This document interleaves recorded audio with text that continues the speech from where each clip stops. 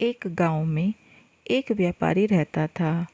उसके घर में धन धान्य सुख समृद्धि की कोई कमी नहीं थी, लेकिन उसकी कोई संतान नहीं थी। इसलिए वह बहुत दुखी रहता था। संतान पाने के लिए वह हर सोमवार को व्रत रखता और पूरे श्रद्धा भाव के साथ मंदिर जाकर भगवान शिव और माता पार्वती की पूजा करता था। उसकी भक्ति देखकर एक दिन माता पार्वती प्रसन्न होकर भगवान भोलेनाथ से व्यापारी की इच्छा पूर्ति करने का कहने लगी। माता पार्वती के कहने पर भोलेनाथ ने कहा कि हे पार्वती, इस संसार में हर प्राणी को उसके कर्मों के अनुसार फल मिलता है और जिसके किस्मत में जो हो उसे भोगना ही पड़ता है। लेकिन माता पार्वती ने फिर भी व्यापारी की भक्ति देखकर उसकी इच्छा पूर्ति करने की जिद की। माता पार्वती के इतने कहने पर शिवजी महाराज ने व्यापारी को पुत्र प्राप्ति का वरदान तो दिया, लेकिन उन्होंने बताया कि इस बालक का जीवन बस 12 वर्ष तक का ही होगा। माँ पार्वती और भोलेनाथ की बातें व्यापारी भी सुन रहा था, इसलिए वह खुश भी था और दुखी भी। लेकिन वह हमेशा की तरह शिवजी अर्चना करता रहा। कुछ समय के पश्चात व्यापारी की पत्नी ने एक बेटे को जन्म दिया। जब वह बच्चा 11 साल का हुआ तो उसे शिक्षा ग्रहण करने के लिए काशी भेज दिया गया। व्यापारी ने लड़के के मामा को बुलाया और उसे काफ़ी धन व उपहार देते हुए कहा कि तुम मेरे बेटे को काशी शिक्षा ग्रहण कराने ले जाओ। तुम लोग रास्ते में जगह जगह पर हवन कराते हुए जाना व ब्राह्मणों को भोजन दक्षिणा देते हुए जाना। दोनों मामा भांजे इसी तरह रास्ते में हवन कराते और ब्राह्मणों को दान दक्षिणा देते हुए काशी नगरी निकल पड़े। रास्ते में चलते चलते उन्हें रात हो गई तो उनकी नज़र एक नगर पर पड़ी। उन दोनों ने सोचा आज रात यहीं बिता लेते हैं।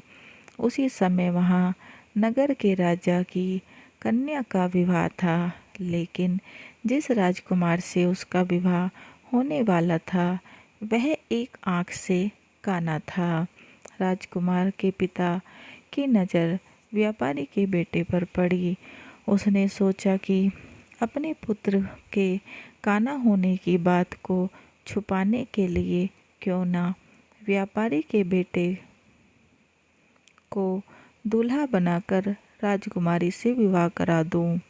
विवाह के बाद इसको धन देकर विदा कर दूंगा और राजकुमारी को अपने नगर ले जाऊंगा।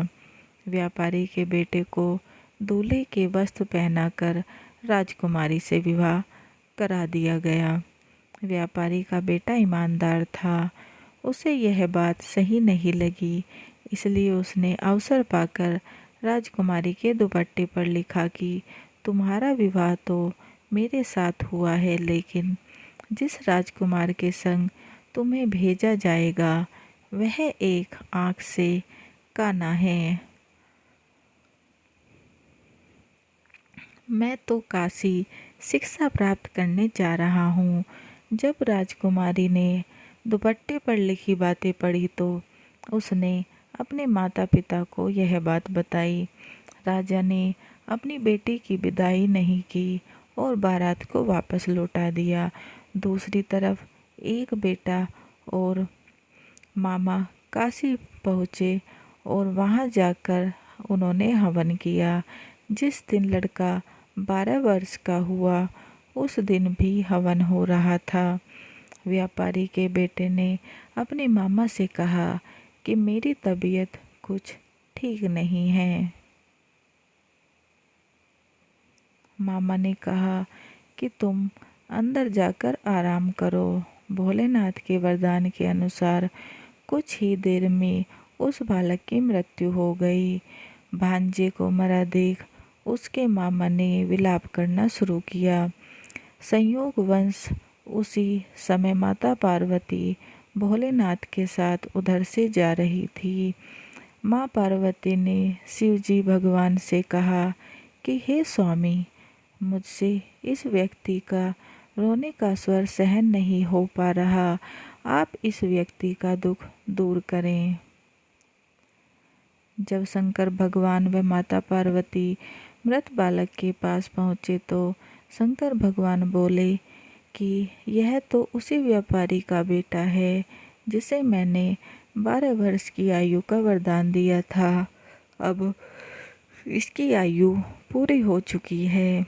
लेकिन विनम्र भाव से माता पार्वती बोली कि हे महादेव, आप इस बालक को और आयु देने की कृपा करें, अन्यथा इसके वियोग में इसके माता पिता भी तड़प तड़प कर मर जाएंगे।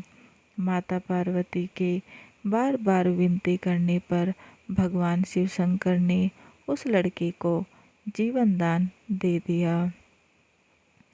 भगवान भोलेनाथ की कृपा से वह लड़का जीवित हो उठा और अपनी पढ़ाई पूरी करके लड़का मामा के साथ अपने गांव की ओर वापस चल दिया। दोनों चलते हुए उसी नगर में पहुँचे जहां उसका विवाह हुआ था। उस नगर में भी उन्होंने हवन का आयोजन किया। उस लड़के के ससुर ने उसे पहचान लिया और महल में ले जाकर उसकी खातिरदारी की और अपनी पुत्री को विदा किया। इधर साहूकार और उसकी पत्नी भूखे प्यासे रहकर बेटे की प्रतीक्षा कर रहे थे।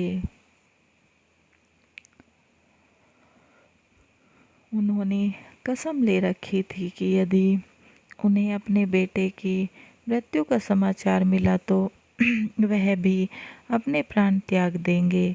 परंतु अपने बेटे को सही सलामत होने की खबर पाकर वह बहुत खुश हुए और उसी रात भगवान शिव शंकर ने व्यापारी के स्वप्न में आकर कहा, हे भक्त, मैं तेरे सोमवार के व्रत करने और व्रत कथा सुनने से प्रसन्न होकर तेरे पुत्र को लंबी आयु प्रदान की है।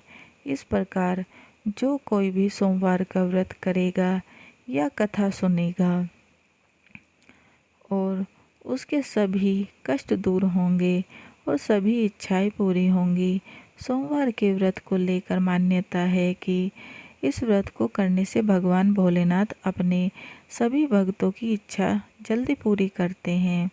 सोमवार का दिन भगवान शिव को अर्पण है, इसलिए इस दिन शिवजी भगवान की पूजा व व्रत करने का महत्व और काफ़ी ज़्यादा है।